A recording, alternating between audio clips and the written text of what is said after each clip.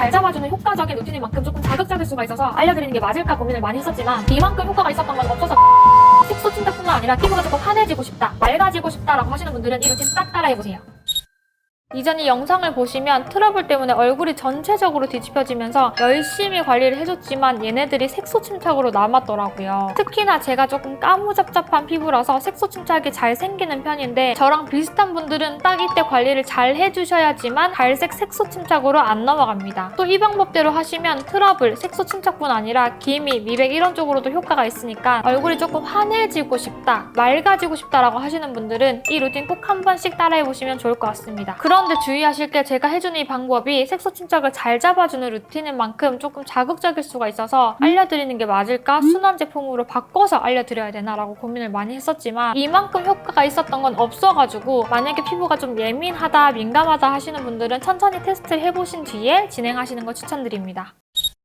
보시면 이렇게 전체적으로 붉긋붉긋하게 색소 침착이 남아있는 게 보이는데요. 일반적으로 색소 침착을 생각을 하시면 갈색깔을 많이 생각하시더라고요. 색소 침착은 갈색으로 바로 뿅 하고 나타나는 게 아니고 붉은 거를 제대로 관리를 안 해줬을 때 서서히 갈색으로 변합니다. 그래서 오늘 어떻게 색소 침착이 최대한 안 생기게 관리를 해주는지, 색소 침착이 남기 시작하려고 할 때, 그리고 색소 침착이 남았을 때는 어떻게 관리를 해주는지 전반적인 관리 방법을 알려드릴게요. 트러블이 났을 때는 염증을 그대로 놔두면 그 주변 조직까지 염증 때문에 다치기 때문에 잘 가라앉게끔 관리를 해주시거나 바른 방법으로 압출을 해주시는 게 중요한데요. 제 동생만 봐도 압출을 할 때 거의 얼굴이 뜯겨나가게끔 그렇게 압출을 하더라고요. 이렇게 하게 되면 바로 색소 침착, 깊게 패인 흉터로 남습니다. 그래서 압출도 피부과에서 해주는 방법으로 압출을 해주는 게 가장 좋은데 소독용 이런 걸로 톡톡 닦아주시고 란셋으로 모공을 콕 찌른 다음에 압출기나 면봉을 이용해서 살살 달래준다 라는 느낌으로 콕 하고 염증을 짜주세요. 짜고 나서 가만히 두는 분들이 많은데 이렇게 되면 균이 그대로 들어가서 추가적으로 염증이 더 생길 수도 있습니다. 그래서 피부과 다니는 친구들이 항상 트러블 짜고 나면 후시딘 발랐어? 라고 당연하게 물어보던데 여드름을 짰다 이러면 바로 후시딘을 발라주는 게 가장 좋습니다. 이렇게 관리를 해줬는데 트러블이 사라지고 나서 붉은 흉터가 남았다 라고 하면 이때부터 긴급 처방에 들어가야 되는데요. 색소 침착이 생기게 하는 트러블과 세균 감염 등 다른 트러블들이 더 이상 생기지 않게 해주기 위해서는 세안부터 정말 잘해주셔야 되는데요. 손부터 비누로 깨끗하게 씻어주신 뒤에 약산성 폼 클렌징으로 세안을 해주겠습니다.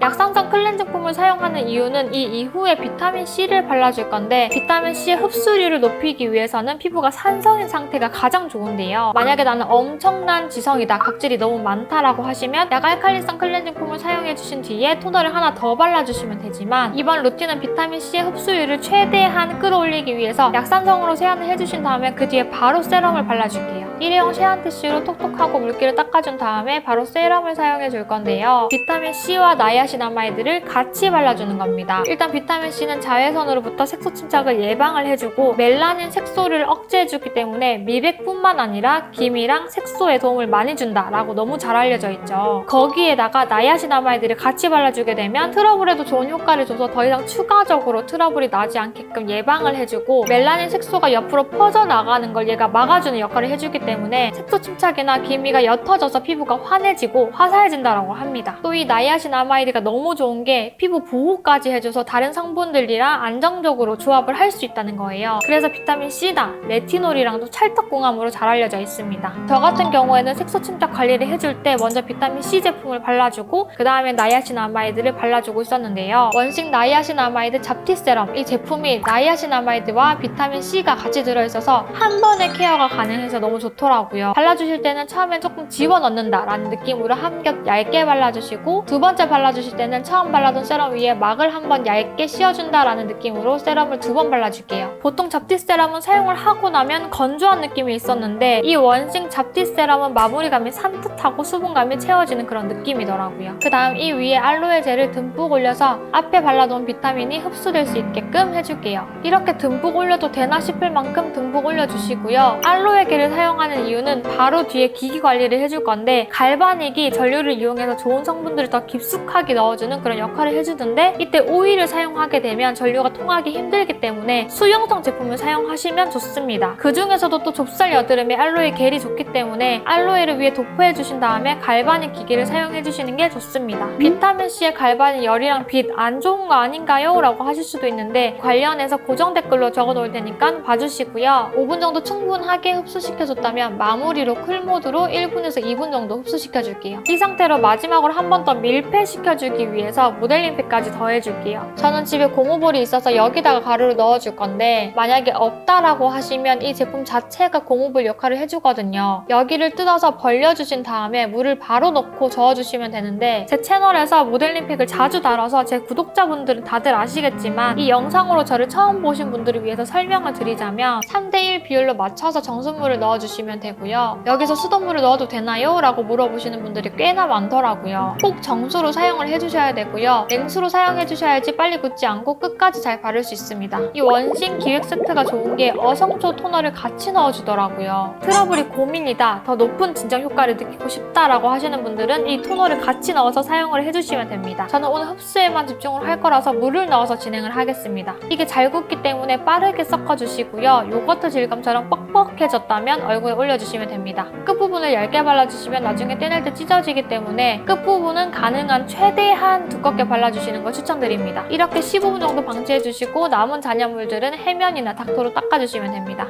이렇게 해주시면 색소 침착 루틴이 끝입니다. 너무 간단하죠? 이렇게 하시면 정말 빠르게 얼굴이 환해졌다, 색소 침착이 많이 옅어졌다라는 걸 느낄 수 있으실 거예요. 오늘 보여드린 이 잡티 세럼을 5분께 선물로 드릴 거예요. 더보기란이나 댓글 꼭 확인해주시고요. 더 많은 루틴들 준비하고 있으니까 좋아요와 구독해주시고 기다려주세요. 감사합니다.